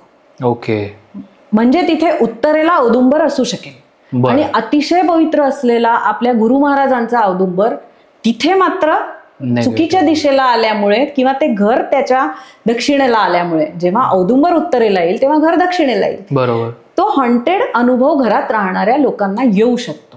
तर अंधार राहील, भग्नावस्थेतलं घर राहील, त्या घरात प्रत्येक कानाकोपऱ्यात प्रकाश जाणार नाही आणि त्या घरात सिव्हिअर दोष असतील. म्हणजे वास्तुशास्त्रीय दृष्टीने बोललो तर ग्रह, तत्व, देवता, दिशा आणि ऊर्जा हे सगळे दोष तिथे दिसून येतील. ओके. जेव्हा एखादा प्लॉट असेल आणि त्या प्लॉटच्या पश्चिमेला रस्ता येतो तेव्हा सगळं जे बांधकाम आहे ते पूर्व प्रभागात आणि उत्तर प्रभागात होतं. म्हणजे उत्तर पूर्व प्लॉट मध्येच वजनी झाली, हा पहिला दोष झाला. मग जर हा पहिला दोष नंतर जेव्हा घराचं ओरिएंटेशन येतं, जेव्हा तिथे सगळे टॉयलेट्स आणि सेप्टिक टँक्स आणि अशा वस्तू ज्या आहेत त्या उत्तर ईशान्य पूर्वेत आल्या, हा दुसरा दोष झाला. जर त्या वास्तूमध्ये साऊथ ईस्ट मध्ये म्हणजे आग्नेय दिशेत मोठा कट आला किंवा एक्सटेन्शन आलं, हा तिसरा दोष झाला. आणि अशा घरामध्ये भरीसभर म्हणून जर दक्षिण पश्चिमेला मोठमोठ्या फ्रेंच विंडोज आल्या तर हा आणखीन एक दोष झाला. जेव्हा असे मल्टिपल दोष येतात, एखादी भिंत, एखादं टॉयलेट ब्रह्मस्थानात येतं किंवा बंगलो असेल तर स्पायरल जिना ब्रह्मस्थानातनं वर जातो, म्हणजे किती दोष त्या घरात आले. जेव्हा असे दोष त्या घरात येतात तेव्हा त्या अंग देवतांचं बळ अतिशय कमकुवत होतं आणि विक्षेप देवता हायपर एक्साइट होतात. अच्छा. विक्षेप देवता जेव्हा हायपर एक्साइट होतात तेव्हा त्या घरात राहणाऱ्या लोकांना बाधित आणि शापित असे अनुभव येऊ लागतात. ती मालिका सुरू होते आणि त्यावेळेला मग ते तब्येती असेल की डायग्नोसिस होत नाही असे आजार होतात किंवा आजार पण संपतच नाही, किंवा अशा घरांमध्ये वृद्ध जे आहेत ते सुखाने आनंदाने समाधानाने मरू शकत नाही. अच्छा. आणि तरुण जे आहे ते सुखाने जगू शकत नाही. अशा घरांमध्ये कायम कुबटपणा असतो, ओलसरपणा असतो, भिंतींना ओल असते आणि हॉन्टेडनेस क्रिएट करणारा मोठा एलिमेंट म्हणजे प्रचंड अंधार असतो. असे घरं इतके दुर्लक्षित असतात की तिथे आवाज म्हणजे पंख्यातनं आवाज येतो आहे, दारातनं आवाज येतो आहे. ह्या सगळ्या मायन्यूट डिटेल्सनी तुमची वास्तू एक शुभ ऊर्जा किंवा अशुभ ऊर्जा क्रिएट करत असते. ओके. एनर्जी, नॉईज आणि व्हायब्रेशन्स हे फिजिक्समध्ये पण आहे. वास्तूत सुद्धा नाद, ऊर्जा, स्पंदन हे आम्ही म्हणतो. तर जेव्हा तुम्ही ती शुभ ऊर्जा, चांगला नाद क्रिएट कराल, काही तर शुभ होईल तिथे. आणि आज आपण हजारो रुपये देऊन रिसॉर्टमध्ये राहायला जातो का, तर तिथला ॲम्बियन्स, तिथला सभोवताल, तिथे दिसणारे डोंगर, पाणी, ह्या सगळ्या गोष्टी असतात. तर सभोवताल म्हणजे इसोटेरिक वास्तूचा बाधित वास्तूमध्ये अत्यंत मोठा रोल आहे. ओके. ह्याचा तुम्ही शब्दशः अर्थ अगदी तिथे स्मशान दिसताय असा नका घेऊ, पण पूर्व दिशेला आलेला डोंगर, दक्षिणेकडून वाहणारी नदी, मी नदी चुकीची आहे ती हलवा हे म्हणत नाही, पण तुमचं घर त्या बाजूला आलेलं आहे ना की जिथे दक्षिणेकडनं त्या नदीचा प्रवाह आहे, तर तुम्हाला त्या घरात बाधित वस्तू, शापित वस्तू सारखे अनुभव येतात. आता जेव्हा हे विक्षेप देवता आहे, ह्या स्त्री तत्वाची दिशा असणारी म्हणजे उत्तर दिशेत बिघाड करतात तयार, तिथे हायपर ऍक्टिव्हेट होतात, तेव्हा घरातल्या स्त्रियांमध्ये बाधा दिसून येते, हॅल्युसिनेशन्स होतात, त्यांना वेगवेगळे भास होतात, हॉर्मोनल सायकल्स पूर्ण बिघडतात. ओके. जेव्हा हीच विक्षेप देवता जेव्हा आग्नेय, दक्षिण, नैऋत्य इथे असणाऱ्या दिशांमध्ये बिघाड होतो आणि अंगदेवतांचं बळ कमी होतं, आवरण देवतांचं प्रोटेक्शन कमी होतं. आवरण देवतांनंतर अष्टदिक्पाल असतात, हे सगळे आपल्या घराला प्रोटेक्ट करत असतात, नाही तर आपल्याला प्रत्येक दुसरं घरच बाधित दिसलं. तर जेव्हा आग्नेय, दक्षिण, नैऋत्य, पश्चिम हा भागामध्ये विक्षेप देवतांचं ते द्वंद्व सुरू असतं तेव्हा मग त्या घरातले पुरुष हे भरकटल्यासारखे वागतात. मग त्यांना ऍडिक्शन्स असू शकतात, ते निष्क्रिय असू शकतात. म्हणजे 25 वर्षाचा मुलगा आहे, काहीच करत नाही, तो घरात बसून आहे, त्याच्या करिअरला कुठलीही दिशा नाही आहे, किंवा सारखं त्याच्या कुठेतरी काहीतरी दुखतं. 25 हे दुखायचं वय नाहीये. तर किंवा त्या घरातले मेल्स इतर काही वाईट गोष्टींना बळी पडू शकतात, ही पण एक बाधा आहे. बरोबर. कुठल्याही गोष्टींचं ऍडिक्शन हे वाईटच असतं. तर ज्या वेळेला आग्नेय, दक्षिण, नैऋत्य, पश्चिमेतले दोष खूप जास्त प्रमाणात असतात आणि तिथली विक्षेप देवता जी असते, विदारी, पूतना, ह्या सगळ्या पापराक्षसी ह्या ऍक्टिव्हेट होतात, तेव्हा त्या घरातले पुरुष बाधित असल्यासारखे वागतात. आणि अतिशय वास्तुपुरुष देवता मंडळातलं सेन्सिटिव्ह देवता मंडळ जे आहे ते वायव्य दिशेत आहे, ती अविवाहित मुलींची दिशा आहे. तर तिथली जी विक्षेप देवता आहे तिचं नाव पापराक्षसी आहे. आणि तिथे शोष जो शनीसारखं काम करतो, नाग हे अंगदेवता आहे. ज्या वेळेला त्या अंगदेवतांमध्ये दोष निर्माण होतो त्यावेळेला पापराक्षसी ही हायपर ऍक्टिव्हेट होऊन जाते. ओके. मग तिथल्या मुली विक्षिप्त सारख्या वागायला लागतात. मग पुन्हा स्त्री तत्व आलं, वायव्य दिशा चंद्र आला वास्तुशास्त्रामध्ये तिथे, तर त्यावेळेला हॉर्मोन्स पूर्ण गडबड होऊन जातात आणि मग घरातल्या स्त्रियांचे इतर गोष्टींकडे लक्ष जातं की काही बाहेरचं झालंय का, मग त्याच्यावर काही उपाय करायचा का. आपण काही घरातल्या स्त्रिया पाहतो की ज्यांना एक ठेच लागली तरी असं वाटतं की आमच्यावर कोणी काहीतरी केलाय म्हणून होत आहे. मग इथे दुसरा भाग जो आहे घरात राहणाऱ्या लोकांच्या प्रवृत्तीचा पण आहे. जिथे उत्तर वायव्येमध्ये इतके प्रचंड दोष असतात त्या घरातल्या स्त्रियांची थॉट प्रोसेस पूर्ण बिघडून गेलेली असते आणि अशामध्ये जर कुठेतरी संस्कार कमी पडले आणि खूप द्वेष मत्सर घरात राहणाऱ्या एकमेकांबद्दल असला, बाहेरच्यांबद्दल असला, तर त्या अशा घरातल्या स्त्रिया काही गोष्टी करू नये ते प्रयोग घरात करायला सुरुवात करतात. आता जे तुम्ही पेरता ते उगवतं. त्या वास्तूमध्ये जर तुम्ही काही अशा गोष्टी केल्या की ज्या सात्विक घरात करू नये त्यावेळेला ऑटोमॅटिक तिथला तमस ऍक्टिव्हेट होऊन जातो. विक्षेप डायटीजला वाटतं की हेच आहे, म्हणजे हे तर आम्हाला आवडणारी गोष्ट आहे. अशा घरात मग मालिका सुरू होते सगळ्या शापित आणि बाधित गोष्टींची. मग अशा वेळेला सावल्या दिसू शकतात, कोणाच्या चालण्याचे आवाज येऊ शकतात, काही चुकीचे स्पंदन जाणवू शकतात. अशा घरात सात्विक व्यक्ती जास्त काळ राहू शकत नाही, तिला ती निगेटिव्हिटी लगेच फील होते. म्हणजे मला ह्या काही गोष्टी, माझा एक जवळचा मित्र आहे तर असं मला एक क्वेश्चन विचारावं असं वाटेल त्याच रिलेटेड की कधी कधी हे फ्लोअर बाय फ्लोअर पण चेंज होऊ शकतं का. कारण की माझा एक जवळचा मित्र आहे, त्याचं अपार्टमेंट आहे.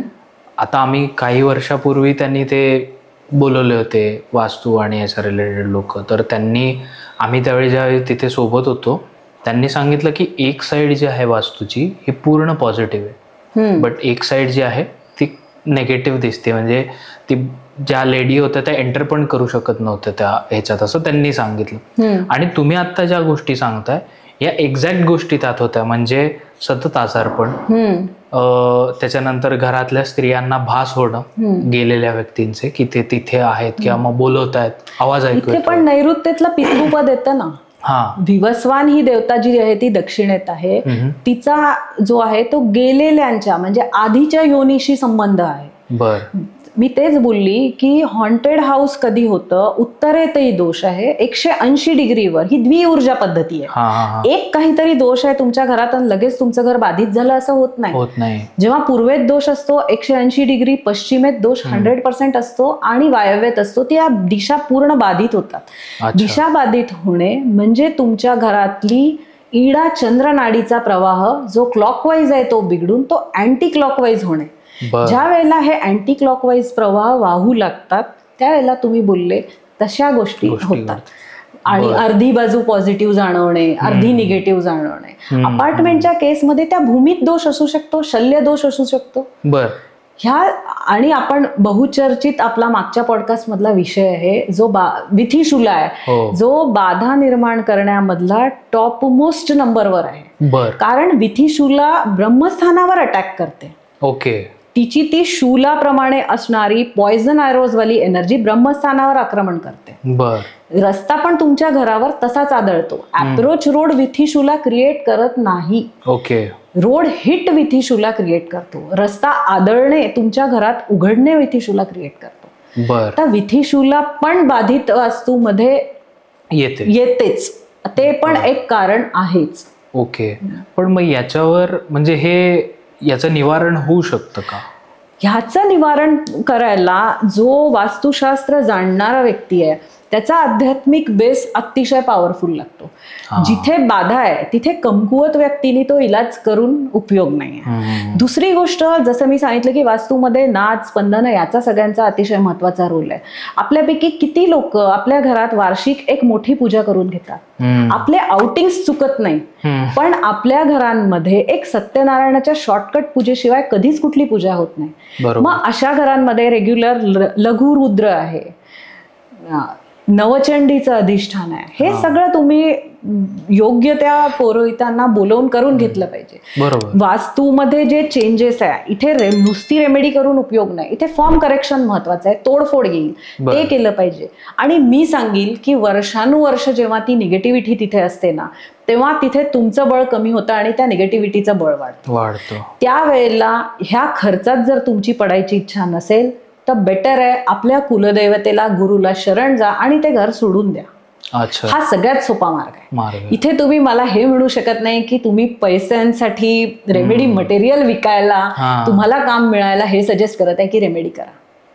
मी आजही सांगेल की ज्यांना वर्षानुवर्ष बाधित किंवा शापित वास्तूचे अनुभव आले आहे त्यांनी देवाला शरण जाऊन ही विनंती करा की आम्हाला एक चांगलं घर मिळू दे. आणि हे पण सांगते ज्यांच्या घरात इतके सिव्हिअर फॉल्ट्स असतात त्यांना त्या घरातनं निघणं एक अतिशय कठीण कर्म असतं आणि एक चांगलं दुसरं वास्तू सुसंगत घर मिळणं दुसरं कठीण कर्म असतं. अच्छा. हे खूप चान्सेस असतात 80% की त्यांना दुसरंही घर तसं मिळेल.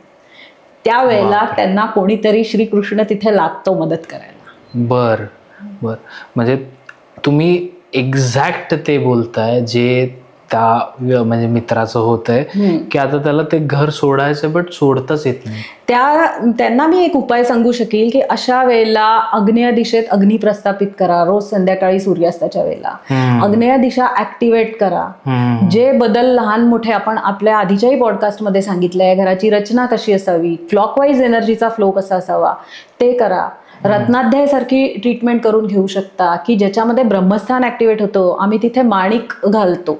जेव्हा तिथे माणिक म्हणजे सूर्य प्रस्थापित होतो तेव्हा त्याच्या भोवती ग्रहमालेतले इतर ग्रह ऑटोमॅटिक प्रस्थापित होतात. एका विशिष्ट पद्धतीच्या ग्रीडनी आम्ही तिथे ते इतर रत्न पुरतो. ही शुभ ऊर्जा, शुभ स्पंदन वाढवले तरच निगेटिव्हिटी थोडी कमी होणार. विक्षेप देवतांचं बळ इतकं असतं की त्या निगेटिव्हिटीला तुम्ही कंट्रोल करू शकत नाही. त्याला तुम्हाला कुठेतरी शुभ ऊर्जा आपली वाढवावी लागते, त्या घराची चांगली स्पंदनं वाढवावी लागतात. मग त्याच्यात ह्याचाच रोल आहे. रत्नाध्याय करा, साऊथ ईस्ट म्हणजे आग्नेय ऍक्टिव्हेट करा, नॉर्थ वेस्ट मधले जितके फॉल्ट्स असतील, दक्षिण नैऋत्य पश्चिम वायव्य, ते त्यातल्या त्यात कमी करा. जरी रेमेडी नाही केली तरी बंद करून घ्या, खूप ओपननेस नसावा, ह्या गोष्टी करू शकता. ओके. आता ह्या रिलेटेड तुमच्याकडे काही अनुभव आहेत अशा गोष्टींचे किंवा शापित वास्तू किंवा असे? हो, माझ्याकडे असे अनुभव आहेत.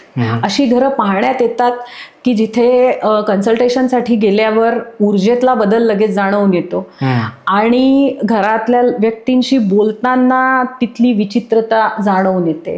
मी एका फ्लॅटला व्हिजिट केली होती जिथे 1-2 महिन्या पहिले एक आकस्मिक मृत्यू झाला होता.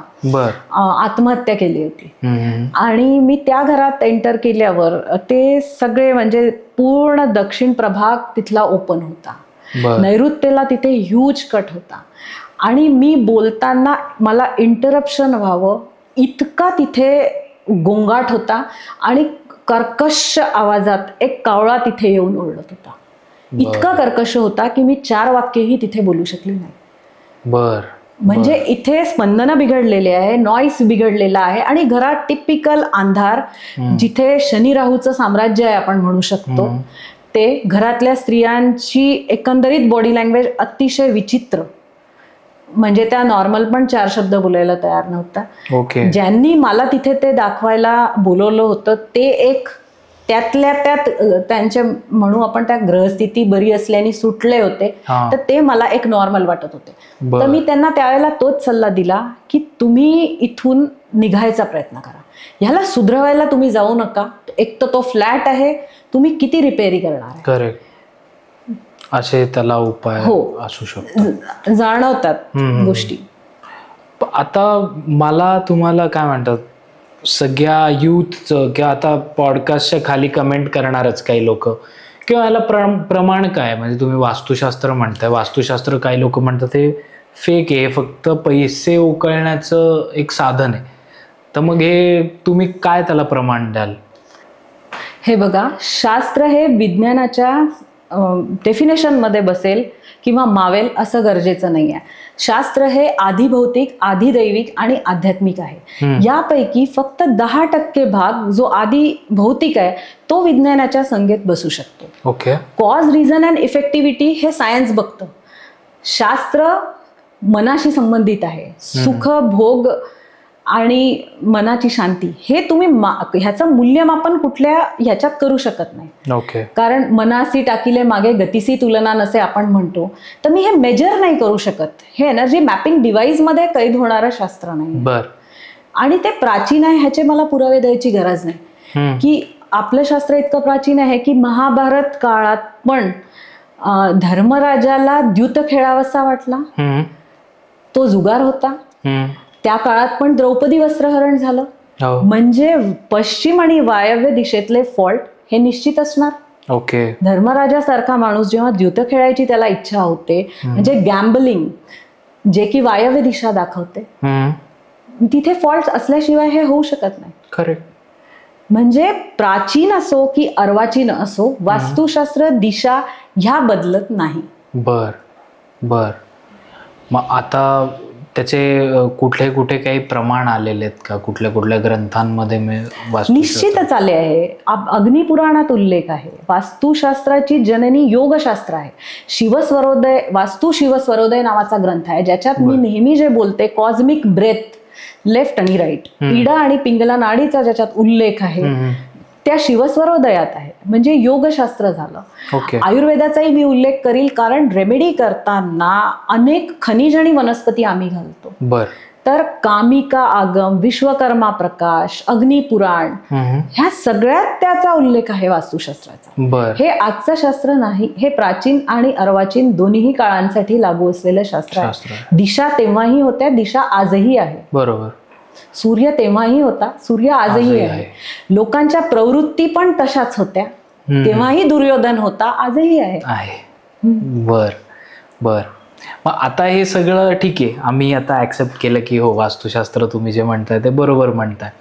मग आम्हाला अशी एखादी आता रेमेडी सांगा की जेणेकरून आम्हाला अपॉर्च्युनिटीज मिळतील, पैसे मिळतील, किंवा मग युजली एक आपण म्हणतो ना की हेल्थ रिलेटेड प्रॉब्लेम्स असतात घरात, ते एकदम नाहीसे होतील. तर अशी काही रेमेडी आहे का तुमच्याकडे? जरूर आहे.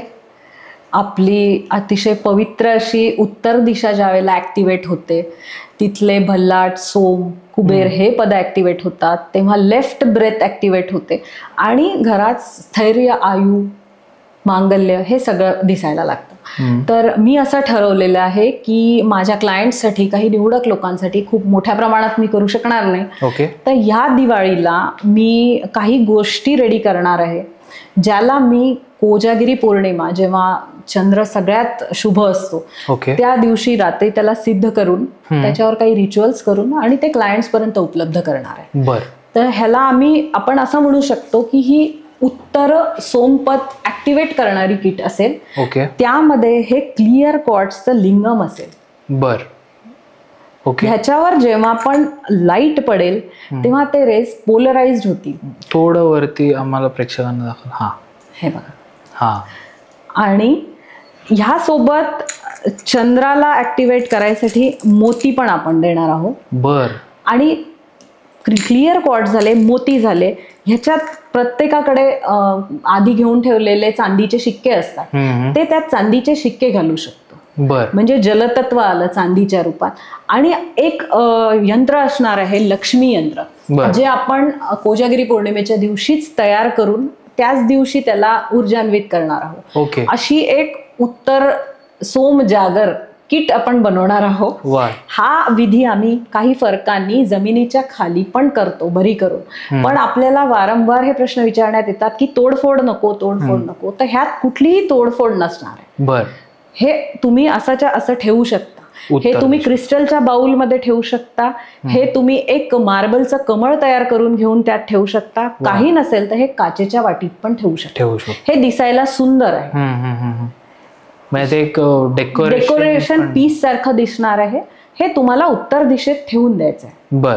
तर हे एक आपण या दिवाळीत घेऊन येतो आहे आणि एक 15 सप्टेंबर पर्यंत मी त्याचे बुकिंग घेणार आहे, त्याच्यानंतर नाही. ओके.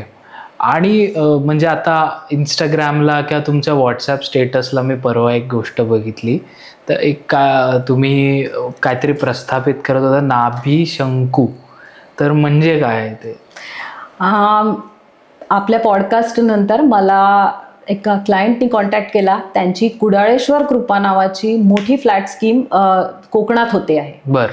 कुडाळमध्ये, सिंधुदुर्ग जिल्ह्यात. तिथे आम्ही ज्या पण बेसिक रेमेडीज आहे, ज्या लँडमध्ये करणं गरजेचं आहे, त्या केल्या आहे. आणि खूप कमी लोक असे असतात की जे दुसऱ्याचा इतका विचार करतात की त्यांनी माझ्याकडनं तिथला प्रत्येक लेआउट चेक करून घेतलाय आणि त्या प्रत्येक लेआउटच्या फॉल्टनुसार काय होऊ शकतं ह्याचा सुद्धा आम्ही पूर्ण वास्तूचा त्यांना सल्ला दिला आहे. तिथे ते डोर पॉवर ट्रीटमेंट करणार आहे. तिथे अतिशय म्हणजे खैर हे सगळ्यात उत्तम लाकूड आहे किंवा सागवान हे उत्तम लाकूड आहे वास्तूत, त्याचा उंबरठा ते प्रोव्हाइड करणार आहे. हे सगळं आपला कन्सल्टेशनचा भाग होता. आणि खूप कमी बिल्डर्स असे असतात की जे दुसऱ्याचा विचार करतात, हे सगळं ते करायला तयार आहे. तर मी हे म्हणू शकेल की जेव्हा आपण हे भूमीत काही विधी करतो तेव्हा ती भूमीची ऊर्जा इतकी वाढते की तिथे राहणाऱ्या लोकांना ते त्रास अगदी कमी प्रमाणात होतात. अशा मी हे खात्रीने सांगू शकते की मग अशा ठिकाणी बाधित वास्तूचे अनुभव येत नाही. तिथे आम्ही एक नाभी शंकू स्थापन केलाय.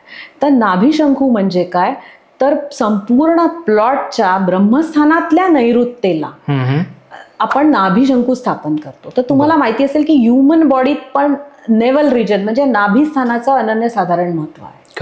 की तिथे जर तुम्हाला असा कोणी पाय ठेवला तर तुमचा प्राण जाऊ शकतो.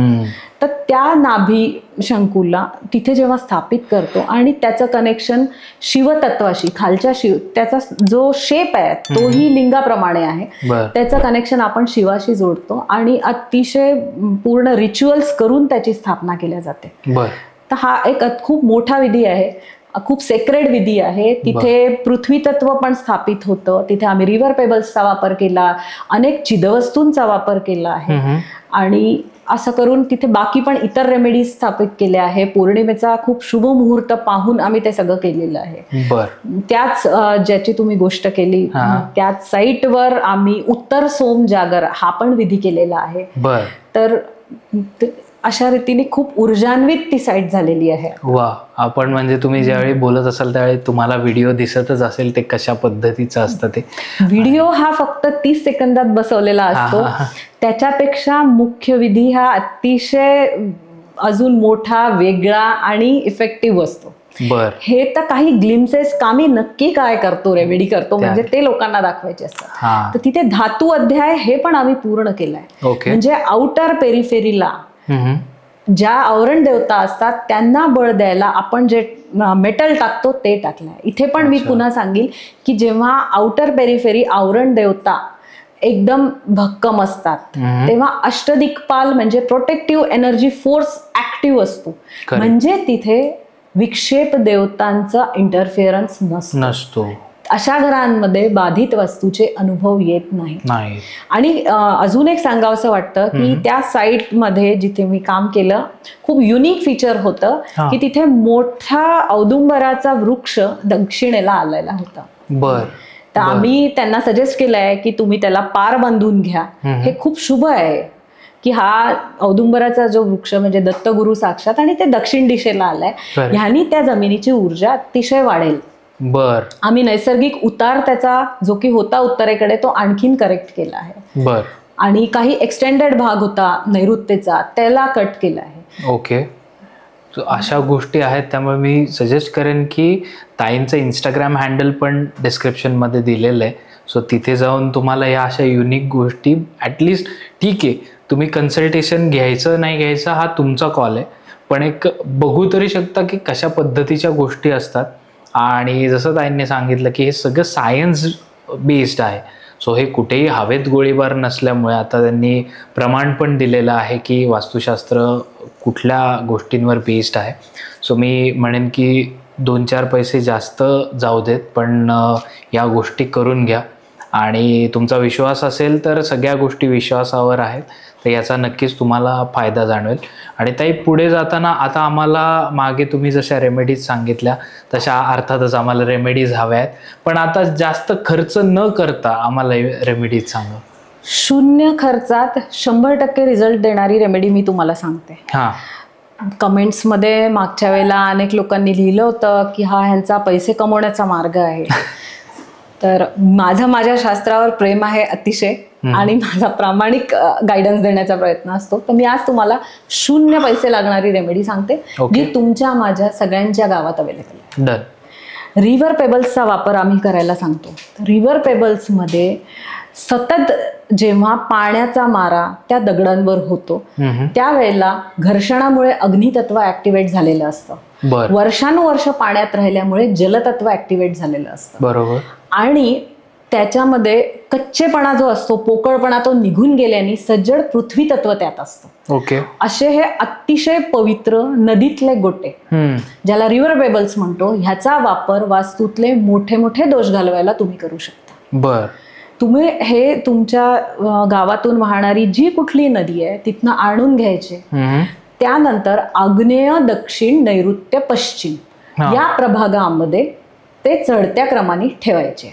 म्हणजे आग्नेय दिशेमध्ये 10 ठेवले, दक्षिण दिशेत 12 ठेवा, नैऋत्य दिशेत 15 ठेवा, पश्चिम दिशेत पुन्हा 10च ठेवा. ओके. आणि नैऋत्येपर्यंतचे जे दगड आहेत त्याला तुम्ही येलो पेंट किंवा गोल्डन पेंट मारून ठेवू शकता. ओके. पश्चिमेला शनी आहे, राहू आहे, तिथे निळा रंग लावून ठेवा. हे दिसायला अतिशय सुंदर दिसतील. ह्याला तुम्ही कुंडीत ठेवू शकता, याला तुम्ही बाउलमध्ये ठेवू शकता. हे कशाही प्रकारे तिथे हे सेक्रेड अर्थ एलिमेंट जेव्हा तुम्ही एस्टॅब्लिश कराल त्यावेळेला त्या घरातले लहान मोठे वास्तुदोष निश्चितपणे कमी होतील. माझ्याकडे एक खूप सुंदर उदाहरण याचं आहे. माझ्याकडे वर्षानुवर्ष ज्या मावशी काम करतात तर त्यांच्या घरांमध्ये ॲडिक्शन्स असणं हे अत्यंत कॉमन आहे. तसंच त्या मावशीच्या नवऱ्याला दारूचे व्यसन होते. तिला मुलं मुली होते, त्यामध्ये मुलावर विशेष जीव.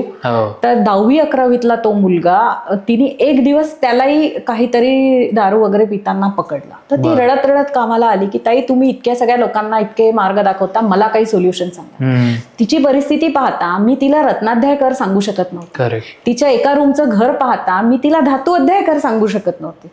तर अशा वेळेला मी तिला सांगितलं, कोकणातली होती, की तू परत येताना तुझ्या बॅगमध्ये एक वस्तू कमी आण, पण नदीतला मोठा काळा दगड आण. ओके. आवर्जून सांगितलं, काळा आण, शेप कसाही असला तरी मोठा असला पाहिजे. तो आण. ती ते तो घेऊन आली की आता ताई आपल्याला काहीतरी सांगणार आहे. तर तिच्या घरामध्ये पश्चिमेला संपूर्ण त्या एका रूमच्या घरात फॉल्ट होता, पूर्ण ओपननेस आला होता. तर पश्चिम आणि वायव्येचे फॉल्ट हे ॲडिक्शन्स देतात, कारण तिथे राहू आहे. तो ॲडिक्शन शनी आहे. शनी राहू आपल्याला नेहमी ॲडिक्शन्स देतात. आणि मग ते हाताबाहेर, जसं तिच्या नवऱ्याची केस झाली होती, कशाला प्रतिसाद देत नव्हता, काम करत नव्हता आणि मुलगा हळूहळू त्या मार्गाला लागला होता. आग्नेयामध्ये एका रूमच्या घरात टॉयलेट आलं होतं, ते बरोबर तो मुलगा बिघडत आहे हे दाखवत होतं. मुली ओके होत्या. मी तिला सांगितलं की 7 प्रकारचे तेल मिक्स कर आणि रोज 1 चमचाभर तेल त्या दगडावर वाहा. असं तू किती दिवस करू शकते? म्हणे 15 दिवस करते. म्हटलं कर. 15 दिवस केल्यानंतर ती एक प्रकारची 7 ऑइल ट्रीटमेंट झाली त्याच्यावर. हे आम्हाला शिकवलेलं आहे. हा माझा मोठेपणा नाही की मी ही रेमेडी सांगितली, हे माझ्या गुरूंनी मला शिकवलंय. त्याचे पूर्ण रिझल्ट त्यांनी घेतले आहे. रिसर्च करून त्यांना रिझल्ट मिळाले आहेत, ते मी पास ऑन करते. मी त्याच्यानंतर एक चांगली तिथी पाहिली, पूर्ण तिथी पाहिली आणि तिला सांगितलं तू एक काम कर, आता हा दगड आहे ना, ह्याच्यावर हे ऑइल ट्रीटमेंट बंद कर, हा कुंडीत नेऊन तिथे प्रस्थापित करून दे. आणि जमिनीवरचं घर होतं. म्हणे ताई हा सगळ्यांना दिसेल. म्हटलं खड्डा करून गाडू शकते का? ते सगळ्यात उत्तम. म्हणे गाडू शकते. म्हटलं त्याला पुरून टाक आणि आजूबाजूला कुंड्या ठेव त्याच्या. अच्छा. कोणालाही दिसणार नाही, फुटभर खड्डा केल्याने काहीही बिघडणार नाही. पण त्याचा इतका चांगला रिझल्ट तिला मिळाला.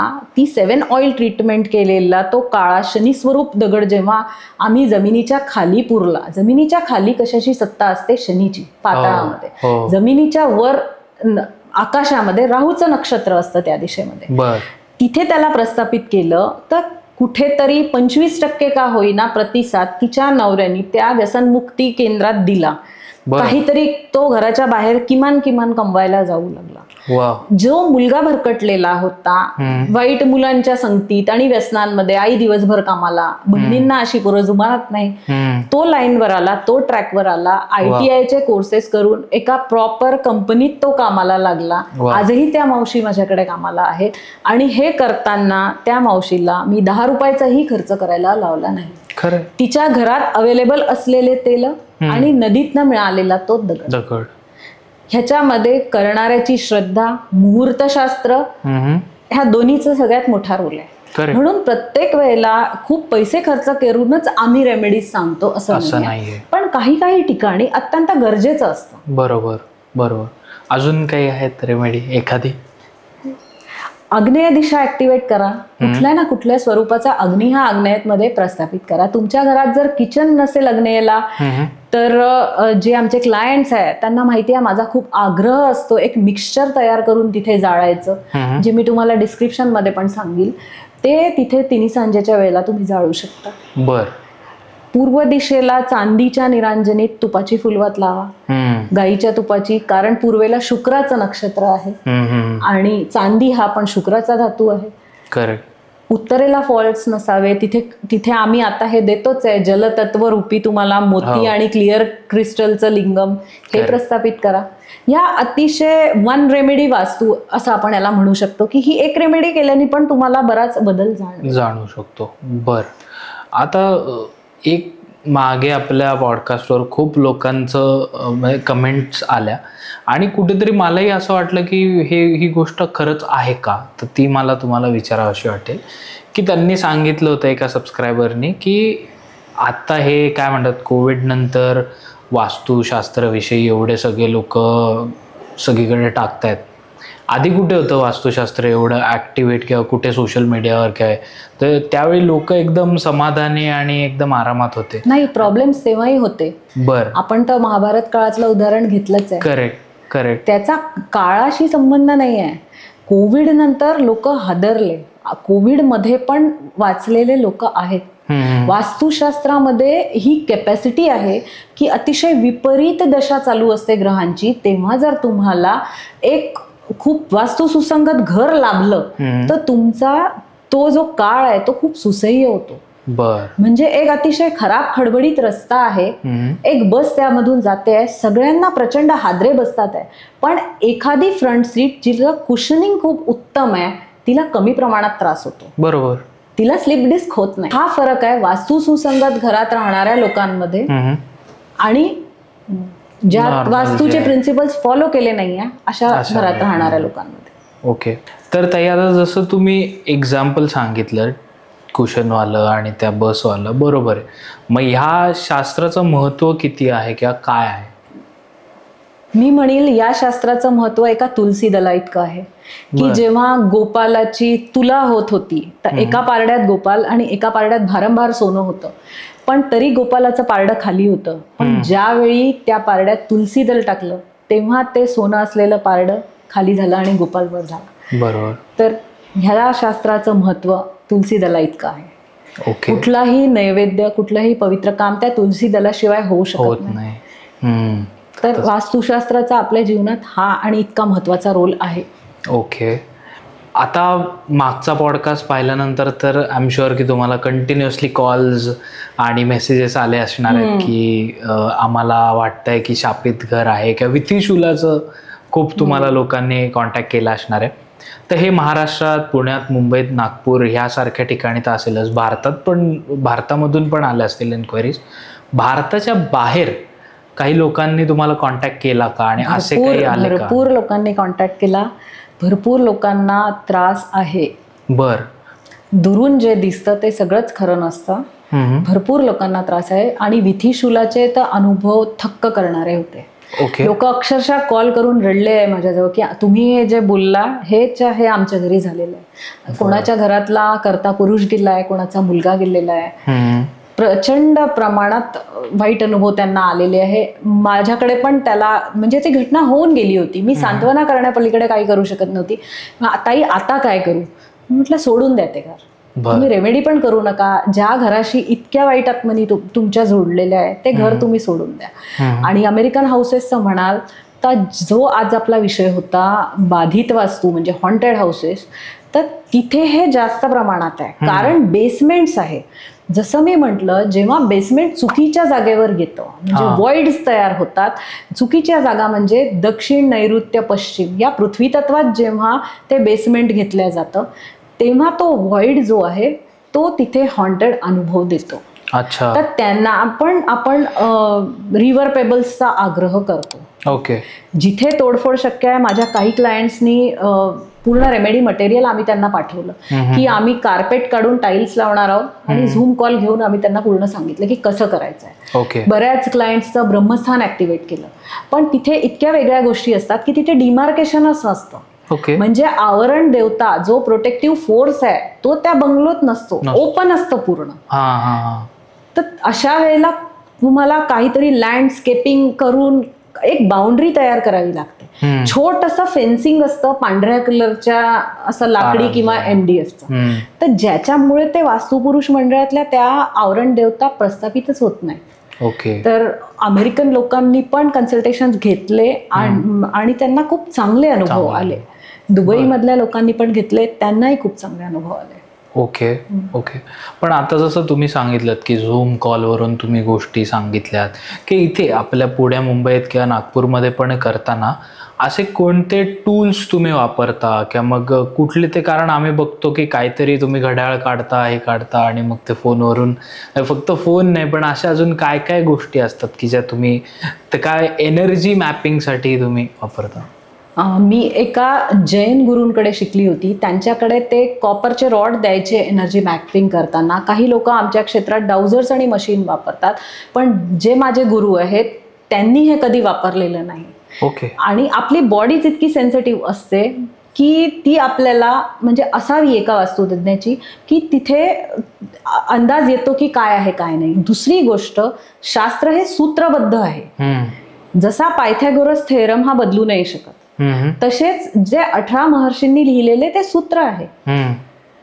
पश्चिमे कलहम कुर्यात, आग्नेयाम शोकम आदिशेत, हे बदलणार नाही आहे. तर क्लायंटच्या साईटवर गेल्यावर जर त्या दिशांमध्ये दोष असला तर ऑटोमॅटिक एनर्जीमध्ये तिथे काही ना काही विक्षेप तयार होणारच आहे. तर मी तरी एनर्जी मॅपिंग असे यंत्र, टूल्स काहीही वापरत नाही. मी स्वराचा उपयोग करून, मला तिथे माझी लेफ्ट ब्रेथ ऍक्टिव्ह असेल, ती राईट झाली तर काय करायचं, मी स्वर विज्ञान शिकलेली आहे, मी त्याच्यानीच तिथली एनर्जी मॅपिंग करते. ओके. शास्त्रात हे त्याच्यात बसूच शकत नाही, कारण आपलं शास्त्र मनाशी, भोगाशी, सुखाशी निगडीत आहे. ते कुठल्या म्हणजे मशीनमध्ये तुम्ही कसं तोडणार आहे. बरोबर. ती जी इतकी कॉस्मिक ब्रेथ इतकी सटल असते, इतकी सूक्ष्म असते की ती मशीनमध्ये मापता नाही येऊ शकत. डाउझिंगही म्हणाल तर एक्सपर्ट्स आहेत डाउझिंगचे, माझा त्याला काही विरोध नाही, पण कुठे ना कुठे तुमचं मन त्या डाउझिंगवर काम करतं. त्यापेक्षा 18 महर्षींनी आपल्याला सूत्र लिहून दिलेले आहे. साईटवर गेल्यावर त्या सूत्राप्रमाणे जर नसेल तर तो दोष आहे, एनर्जी बिघडलेली आहे. करेक्ट. तर ताई, आता आपण पॉडकास्टच्या आपल्या एंडकडे आलेलो आहे आणि आपला आजचा जो विषय होता शापित वास्तू किंवा बाधित वास्तू, तर आता तुम्ही ते काय हे तर सांगितलं, पण ते समजा आता काही जर त्याच्यावर पॉझिटिव्ह आपल्याला इफेक्ट्स आणायचे असतील किंवा स्पंदनं निर्माण करायचे असतील तर असे काही छोटे उपाय आहेत का? आग्नेय दिशा ऍक्टिव्हेट करा. चांगले स्पंदनं वाढवायसाठी तुम्ही नाद करू शकता, घरामध्ये शंखनाद करू शकता. संध्याकाळी त्या घरात दिवा लागलाच पाहिजे. काही गोष्टी तुम्हाला फॉलो करायलाच पाहिजे. तुळस त्या घरात असायलाच पाहिजे. बाकी आपल्या इंटरनेट आणि सोशल मीडियावर भरभरून रील्स आहे की जमीन पुसायच्या पाण्यात मीठ घाला, तुरटी घाला. मी इथे सांगेल आवर्जून एक उपाय ज्याचा अनुभव माझ्या क्लायंटनी पण घेतला आहे. आपल्या शास्त्रात गाईला अतिशय महत्व आहे. तर पंचगव्याचा वापर बाधित वास्तूत केला तर बाधा तिथे निघून जाते. तर तुम्ही गोमूत्राचा वापर, शेणाचा वापर हा भरभरून करू शकता. एखादी जमीन असेल की जिथे बांधकाम नाही झालंय तर मी सांगेल बांधकाम करायच्या आधी 15 दिवस तिथे गाय आणि वासरू आणून ठेवा. तर ती जी सॉइलची केमिस्ट्री आहे ती पूर्ण बदलून जाते. बर. आणि एखाद्याची अशी जर जमीन असेलच जी डिस्प्यूट मध्ये आहे, विवादित आहे आणि खूप संशय आहे की तिथे काही झालेले आहे गोष्टी विपरीत, तर त्यांनी तो एक 4-5 फुटापर्यंतचा मातीचा लेअर काढून दुसरी माती टाकून तिथे गायवासरू ठेवायचं. तर त्यांनी ऊर्जा आणि स्पंदनं बदलू शकतात. फ्लॅटमध्ये पंचगव्याचा वापर तुम्ही जितका जसा ज्या पद्धतीने करू शकता. आजकाल पिरामिड्स सुद्धा शेणाचे मिळायला लागले, ते तुम्ही नैऋत्येला दक्षिणेला प्रस्थापित करू शकता. छोटासा कोपरा शेणाने सारवून त्यावर रांगोळी काढू शकता. गोमूत्र एक झाकणभर पोछाच्या पाण्यात टाकू शकता. ओके. पंचगव्यापासून काही प्रोडक्ट्स बनले आहेत ते वापरू शकता. ह्यांनी तुमची ऊर्जा तिथली शुद्ध होईल. पॉझिटिव्ह. त्याच्यानंतर भीमसेनी कापूर जो आहे तो डिफ्यूज करू शकता. त्याचा एक अतिशय खूप छान उपयोग होतो. थोडक्यात काय, जिथे पॉझिटिव्हिटी आहे, शुभ ऊर्जा आहे, तिथे अंधार आणि निगेटिव्हिटीला थारा नाही. जिथे प्रकाश आहे तिथे अंधार नाही. तर आपल्याला आपल्या घरातला प्रकाश वाढवायचा आहे, अंधार कमी करायचा आहे. वा. तर ताई, तुम्ही पॉडकास्टवर आलात आणि आज आपण एवढ्या गहन बट इंटरेस्टिंग गप्पा मारल्या, त्याबद्दल सर्वप्रथम तुमचे खूप खूप आभार. तुमचा कसा आभार, तुम्ही मला दुसऱ्यांदा बोलवलं. नाही, थँक्यू सो मच. आणि मला प्रेक्षकांना सांगावं असं वाटेल की ताईंनी जसं पॉडकास्टमध्ये सांगितलंय की हे एक ते किट देणार आहेत जे आपल्याला उत्तरेला ठेवायचं आहे आणि याचे बुकिंग्स जे आहेत ते 15 सप्टेंबरपर्यंतच असणार आहेत. सो लवकरात लवकर याचं बुकिंग करा. डिस्क्रिप्शनमध्ये सगळे डिटेल्स दिलेलेच आहेत. मागच्या वेळेप्रमाणे ताईंचं कॉन्टॅक्ट असेल किंवा मग इंस्टाग्रामची लिंक असेल, ही सगळी डिस्क्रिप्शनमध्ये दिली आहे. मी मध्ये मेन्शन केल्याप्रमाणे एकदा इंस्टाग्रामचं पेज फक्त व्हिजिट करा, म्हणजे तुम्हाला लक्षात येईल की केवढ्या विविध गोष्टी आहेत आणि ताई कुठल्या कुठल्या गोष्टींवर काम करतात. त्याच्यामध्ये तुम्हाला एखादा रिलेटेबल व्हिडिओ सापडू शकतो आणि मग तुम्ही विचार करा की कन्सल्टेशन कसं करायचं आहे, काय करायचं आहे. पण मी तरी रेकमेंड करेन की लवकरात लवकर तुमचं कन्सल्टेशन करा. 2 पैसे जाऊ देत, बट हे आयुष्यभरासाठी तुम्हाला एक टूल मिळू शकतं. आणि ताई, ओव्हरऑल तुमचा आजचा एक्सपिरियन्स कसा होता? खूप छान होता. माझ्या डोक्यात अनेक दिवसांपासून होतं की बाधित वास्तू, शापित वस्तू या गोष्टीला कुठेतरी वाचा फोडावी आणि त्याला अंधश्रद्धेचं स्वरूप नसावं. करेक्ट. ते रामसे ब्रदर्सची स्टोरी नसावी. मला शास्त्र सुसंगत कारण एका बाधित वास्तूचं सांगायचं होतं, ज्याचा अनुभव आपल्यापैकी बरेच जणांनी घेतला राहू शकतो. करेक्ट. बऱ्याच घरातल्या स्त्रिया विचित्र पद्धतीने का वागतात, त्या घरात राहणाऱ्या स्त्रियांना भास का होतात, हॉर्मोनल सायकल्स का बिघडतात, निष्क्रिय पुरुष का असतात घरांमध्ये, तरुण पिढी का भरकटते, ह्याचं कारण याचा सायंटिफिक रिझन वास्तुशास्त्रानुसार मी सांगण्याचा आज प्रयत्न केला. ह्याच्यात अंधश्रद्धेचा कुठलाही भाग नव्हता. बरोबर. आणि आय एम शुअर हे रिलेट झालं असणार आहे प्रत्येकाला. आणि मी परत एकदा सांगतो की डिस्क्रिप्शनमध्ये डिटेल्स दिलेले आहेत, तुम्हाला ताईंना कॉन्टॅक्ट करायचा असेल तर. आणि ताई, जसं आपलं स्वीट टॉक्सचं एक रिच्युअल आहे की आपण पॉडकास्ट एंड करताना फिस्ट बंपने पॉडकास्ट एंड करतो, श्री स्वामी समर्थ म्हणतो. सो आजचा आपला पॉडकास्ट एंड करूयात. श्री स्वामी समर्थ. धन्यवाद.